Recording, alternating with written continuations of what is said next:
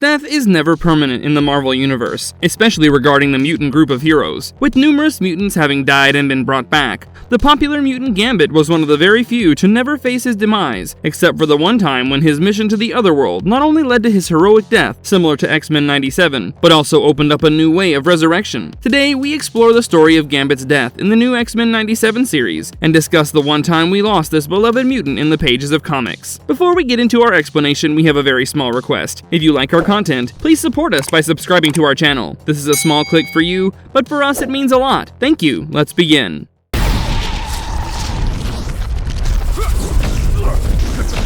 What happened to Gambit in the episode? The 5th episode of X-Men 97, titled Remember It, focused on the 3 X-Men, Gambit, Rogue, and Magneto, traveling to the mutant nation of Genosha, in light of its recent admission in the United Nations. The trio reunited with older friends like Jean Grey's clone, Madeline Pryor, and Nightcrawler, alongside old foes such as Inner Circle members, Emma Frost and Sebastian Shaw, who were all part of the Council of Genosha. Gambit and Rogue got to experience the joys of a nation built by and for the mutants, while Magneto was offered the Genosian Council's leader position. Though hesitant at first, Magneto agreed on the condition that Rogue would head the council with him as his queen. This led to Rogue and Gambit parting ways, as she accepted Magneto's offer, and rekindled her romance with Magneto. However, after sharing a dance with Magneto at the celebration party, Rogue understands that her heart is with Gambit, not Magneto. But before the couple could reunite, Genosha faced a gruesome attack by the Sentinels that not only injured but left many mutants dead. The 3 X-Men faced the Sentinels head-on to protect as many mutants as possible, but their lives were at stake. Magneto was the first among the X-Men to be taken down by the Sentinels. He tried his best to create a magnetic shield to protect himself and the Morlocks from the Sentinels' attacks,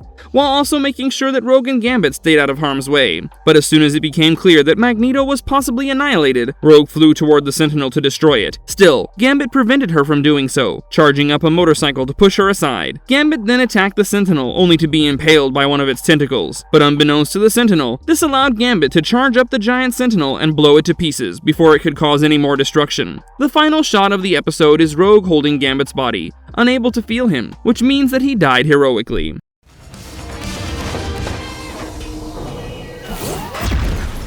A story of Gambit's sacrifice in the comic. In the Knights of X comic series, Betsy Braddock, aka Captain Britain, recruited Gambit alongside other mutants, Gloriana, Kylan, Bay the Blood Moon, Rachel Summers, aka Ascani, Richter, Shatterstar, and Mordred, for their help to defeat the sorcerer Merlin, who had taken over the Starlight Citadel. This tower holds the doorway to every plane of existence, and to find the holy grail of mutant kind, the Siege Perilous. Together, the mutants forming the Knights of X traveled to the Otherworld dimension to fulfill this mission. The group had to separate soon enough, when they received a call for help from Mad Jim Jaspers about an attack at the Crooked Market. Gambit led Gloriana, Kylan, Bay the Blood Moon, and Ascani to the Crooked Market, while Captain Britain took the rest of the team to search for the Siege Perilous. In the kingdom of Selvaith, at the Crooked Market, Gambit and the others were roped into a fight against the Furies, and tried their best to keep the civilians safe, but soon found no sign of Mad Jim. Ascani wanted to return to Captain Britain's team. Still, Gambit reminded her that Mad Jim was a mutant being held captive by Merlin,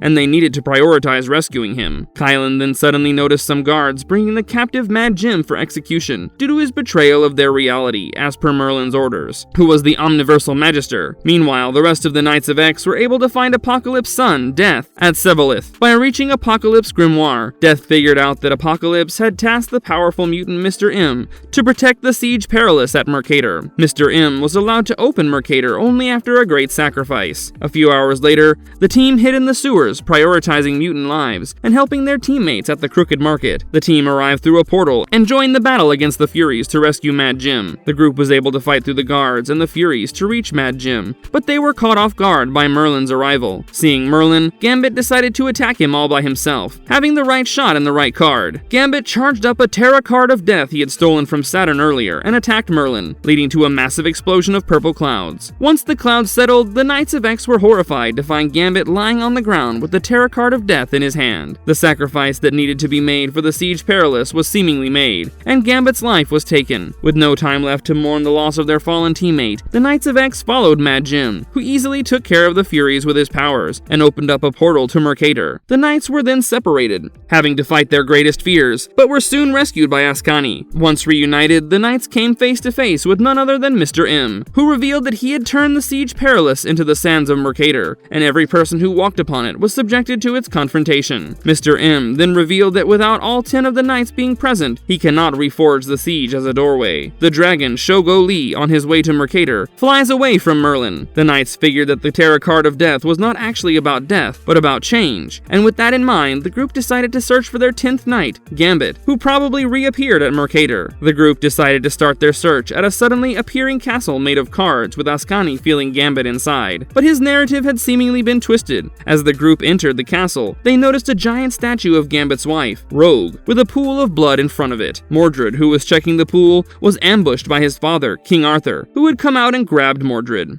Despite the heroes trying to hold Mordred back, he requests Captain Britain to let him go, as his quest lies with his father. Losing another of their knights, the rest of the group entered a corridor filled with different statues of Gambit, with Ascani believing it to be Gambit, trying to make sense of who he would be after his resurrection. Captain Britain then asked Ascani to use her chrono-skimming powers on the statues to possibly gain access to other timelines, hoping the Britain Corps won't have to serve Saturn after it. After using her powers on the statues, Ascani located Gambit and the team followed the path, when Wrong Slide suddenly attacked them. It wasn't Wrong Slide, but only a manifestation of Gambit's fear of being resurrected, similar to Wrong Slide as broken. Bay the Blood Moon defeated the manifestation of Wrong Slide, but the team had to make sure that the castle didn't collapse, or they could lose Gambit completely. While fixing the castle, Gloriana was attacked by a charged up card, and coming out of the shadows was revealed to be none other than a twisted, dark Gambit, who called himself to be the death of the knights. Captain Britain and Bay started fighting Gambit hands-on, with Britain promising that she would restore Gambit to his normal self and return him to his wife Rogue. As the castle slowly started falling apart, Captain Britain made her final move to stab Gambit in his head with her dagger, trying to make him remember himself as a good person. Ascani used her fire to purify Gambit. The fire didn't hurt Gambit, it was only a psychic manifestation. Once Gambit emerged from the fire, he was greeted by none other than his loving wife Rogue, who he couldn't believe to be real. Embracing Gambit in her arms, Rogue revealed that she was real, and Gambit's restoration in the hands of Ascani and Captain Britain allowed Mr. M to forge the siege into a portal to Krakoa. Once the door was open, all the mutants of Krakoa, like the X-Men, Legionnaires, and Wolverine,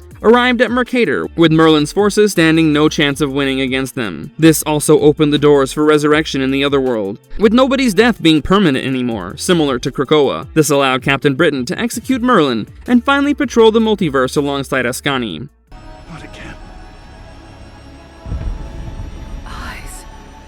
Marvelous verdict. With the recent episode of X-Men 97 featuring the heroic sacrifice of Gambit to save mutants, including his love Rogue, the precedent has already been set in the pages of the comics. Though the heroic sacrifice didn't occur to save Rogue, Gambit was always the one who never shied away from giving his all to protect mutant kind despite the stakes. In the pages of Knights of X, Gambit knew that resurrection would not be possible in the Otherworld, and a chance that even upon resurrection, he would not be the same person. Despite knowing those stakes, Gambit gave his all to protect Mad Jim and fight the powerful sorcerer Merlin. Though unbeknownst to him, Gambit's sacrifice didn't go in vain, as it allowed the rest of the knights to access Mercator, where the team found the siege perilous. And it was his team's efforts to restore him to normal that allowed the siege to be reformed into a portal to Krakoa, allowing the mutants to arrive and help the knights defeat Merlin. But with the world of X-Men 97 not being as advanced as the comics, it remains a mystery as to when and how Gambit will make his return. One possible theory remains that Cable's time-traveling technology may come in handy in this regard, but how long will it take before it can be executed remains a question. With Gambit's possible return, we can also hope for a reunion of Rogue and Gambit, as just some time before his death, Rogue had finally accepted that it was Gambit who she truly loved and not Magneto. We can only hope that Gambit's resurrection remains as iconic as his death, and that he gets to reunite with his love Rogue as soon as possible. And if you liked our content, don't forget to leave a like and subscribe to us if you haven't already. Have a good one and be safe. Thanks everyone!